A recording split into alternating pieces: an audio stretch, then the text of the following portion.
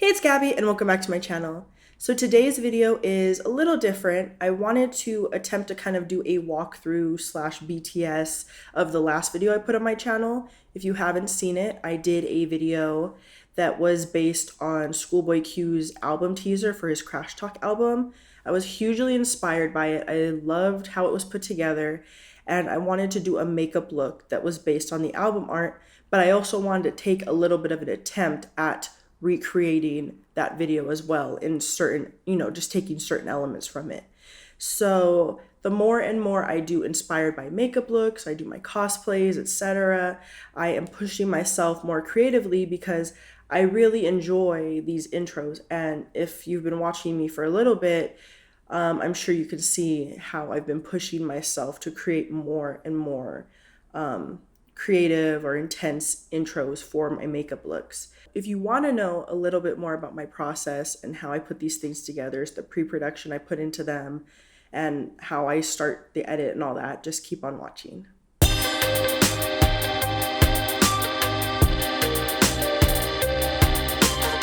Okay, so to start things off, I kind of wanted to talk about how I pulled my inspiration from that piece. So I wanted to create a makeup look first of all.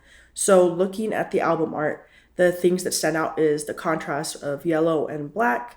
Then he is also wearing a hoodie, and of course the iconic paper bag over the head of the person, and then the money everywhere. So you can see the money almost in the eye holes as well. So it looks like this was a bag of money that he just turned and plopped on his head, and then all the money fell out. So those were the elements that I was trying to pull from. So with my makeup, I had a lot of yellow eyeshadow, and I contoured with yellow, and then, having those other black elements in my makeup as well. And then, of course, I had the paper bag in the video, and then I wore a hoodie, which you probably couldn't tell as much because of the fact that it was so dark around me. But those were kind of like where I started to pull those elements. And then if we went ahead and looked at the initial video itself, you can see that there is that panning sequence, the person popping up and rotating with that countdown as well. That was kind of that. And then the other points I wanted to hit was when he pops in and out of the bag to yell, and then at the end again as well is when he's kind of mean mugging the camera from the bag, and then it kind of transitions into the actual album art itself. So that was the main areas to hit. So going through this main sequence, I shoot all my stuff here in my apartment, just kind of in this common area. So I don't have a lot of space. And looking at this, you can tell that obviously they're in a huge studio. And this light is far, far, far more harsh than the light I have. All my lights are meant to be soft and light me very evenly. And this is a very big, hard source light. So I don't own one of those. So my lighting wasn't, tap for tap the same, which was fine. I just kind of wanted to get the overall look going for myself. So I shot at night. I had all the lights turned off except for one, and then I kind of had it off to the side, not directly facing me, so the fall off was kind of what was lighting me. So that's kind of how I went through recreating that. So for the motion itself, creating that practically, I had my boyfriend holding my camera on a gimbal. I have the Zhiyun Crane version 2, I believe, and he was holding it, and he doesn't really know anything about camera operation, so my instructions were very simple. I just wanted him to hold it and then kind of shift his body weight forward to push in.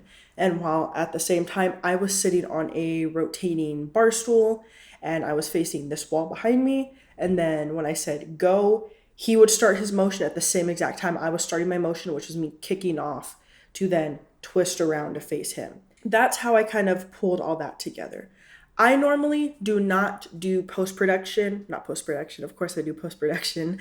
I don't normally do pre-production for my videos because a lot of it is just kind of me winging it, and there's not really a need. I do the makeup, I kind of, just talk about that in itself, and then I kind of just do a lot of cool, cute, edgy posing depending on the look.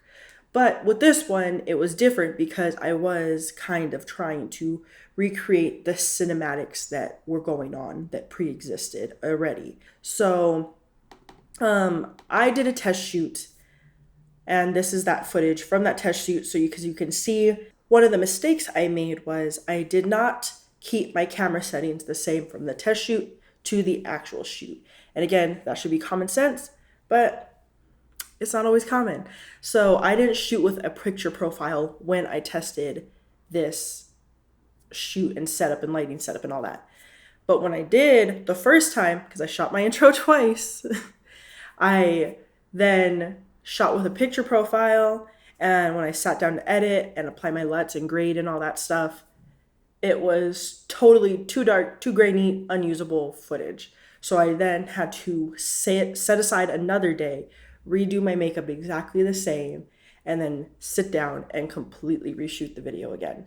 So that was a huge pain in the ass. But again, just make sure you're marking down your settings so you're not forgetting them between test shoots and when you actually are shooting.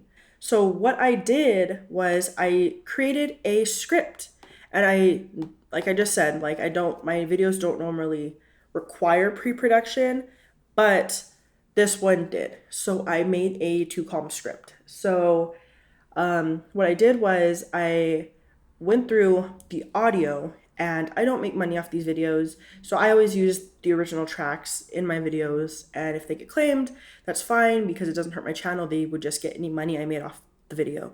So I went ahead and used the original track. The track from the actual studio album has a slight variation. Well, it's not exactly the same cut as the one on the teaser. So I went ahead and did the YouTube to MP3 downloader so I could have that exact track to edit to.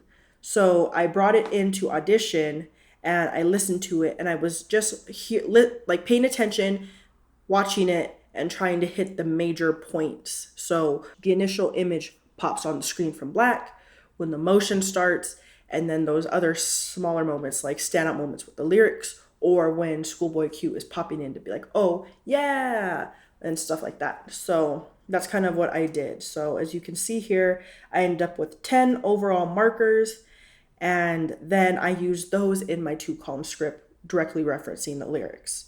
So as we come over here, I did give myself a little bit of a production note, not necessary because it's just for me, but I wrote intro visual for my CrasH Talk inspired makeup tutorial with matching some of the existing visuals as well as my own interpretation and makeup shots.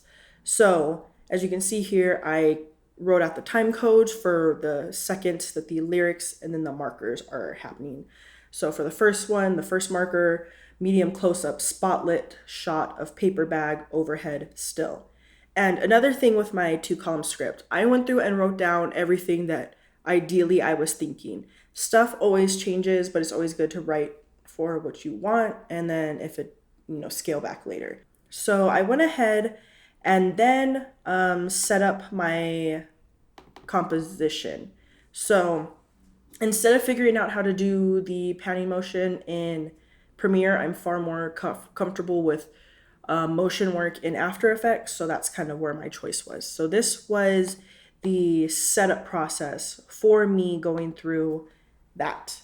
So what I did was I started with a big composition. As you can see here, this is a really long composition with the 4 images because that's how many times the panning pass happens in that sequence.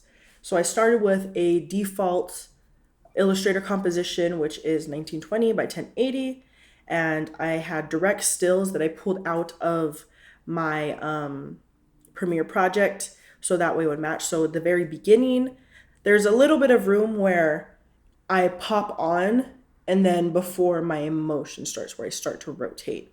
So I took that very first frame of that footage, which is this one right here, and then I screenshotted another one that's somewhere in the middle, and then the 4th pass being a match right before my motion actually starts.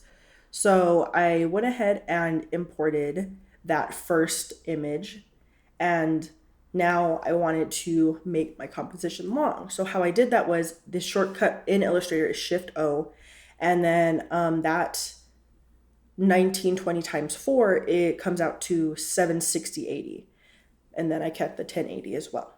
So that is what gave me that really long composition. So I took that first still, I brought it all the way over to the beginning of the composition, and then I went ahead and brought in my second image. The ones in between didn't matter as much, so I went ahead and left the middle two images exactly the same. I copied that over, and then I brought in that final still to match. And as you can see, the shadowing is a little bit different on the paper bag, and that is that image that is the matchup for the rotation. So I went ahead and saved that and jumped on into After Effects. As you can see here, the one thing I really like about Adobe, if you aren't familiar with Adobe, the markers kind of, when you put markers, they jump timelines. So I saved that MP3, brought it in, and it had my markers set up. So I went ahead and started. So as you can see here, this is that Illustrator. And it is, if I zoom out here, you can see that it is that very long composition. And I have set position keyframes on them. So that way it starts here, then as the position moves, then it starts to just drag that composition across. And I used easy use keyframes so that way it would keep it nice and slow. And then I went ahead and exported that out and brought it into Adobe Premiere. This is a nested composition. And so I went ahead and matched up the position here of my actual footage. So if I drop down the opacity real quick, you can see with this last one, it's not super matched up, but you can see that it comes in and starts that motion. So as you can see here, it has that my sequence, and then what happens is the frames then match up, this drops off, and then we have the actual motion that was shot. When I come out of the nest, I also created scale keyframes over here in my effects panel because the push wasn't extreme enough for me that we did in real life. So then as that push is happening, I went ahead and made some keyframes out here as well. So that way it pushes in a little bit closer to my face, like how I originally would have envisioned it to. So another thing I did was I messed around with a couple different flicker effects in After Effects and Premiere, and they weren't giving me the look I was going for. So I did something very obnoxious. I had my source clip here, and then I created a shape layer, which is just a full 1920 by 1080 black solid, and I opacity keyframed it in and out to match the same exact flickers that are happening in the video because I couldn't figure out an effect. Just trying to work within what I had to create that matching flicker effect. So I went ahead and just manually keyframed the opacity. It's going from a variation between 0, 50%, and 100 depending on that frame. And I made sure to then only cut when the black was on the screen. So that's how I did that. And when I was done and ready to export it, what I did was I turned it off. And as you can see, I have this alpha here. And I exported this as with an alpha channel. So that way it was transparent. So if we come into Premiere, you can see that there's this flashing effect. And that is this video right here. This is that alpha channel that I exported. So if I go ahead and eyeball that off, then you will see that my footage edit without that flashing to conceal the edits cutting from one to the other, which all this works fine. But again, I was just trying to mimic that flashing. So the way I did it, like I said, was obnoxious. But if you have any ideas or tips or ways to make things more effective, things that would have worked better, just leave them down below because, I worked with what I had in the moment and what seemed, to not rack my brain too hard. Like I tried a couple different effects and stuff, and I was kind of just fed up at the point. And I was like, I'm just gonna manually keyframe this. But if you have any other ideas, leave them down below, because then they can help somebody else out, and I can learn too. So yeah, I feel like that's the main things I covered. I will put up any other footage that happened during me doing my filming process. But at the end of the day, I'm just somebody who loves creating videos and making movies and social media and just doing video production in general as my job. And this is just my fun where I get to push myself more creatively and do work that isn't, your normal, everyday, boring corporate work. But yeah, I hope you enjoyed this video. I hope you learned something or gained something from this content that I put out. And yeah, if you have any questions for me, feel free to leave them down below. If you like this video, please give me a thumbs up. I really appreciate it. Helps me out. And yeah, I think that's pretty much it. You don't need a lot to be creative. You don't need a lot to make fun or cool or videos that make you just feel good. And that's pretty much proof here. I'm just sitting here in my kitchen with some lights and a camera and talking to you guys. So I hope you enjoyed this video, and I hope to see you in my next one. Please subscribe. Thank you guys so much. Bye.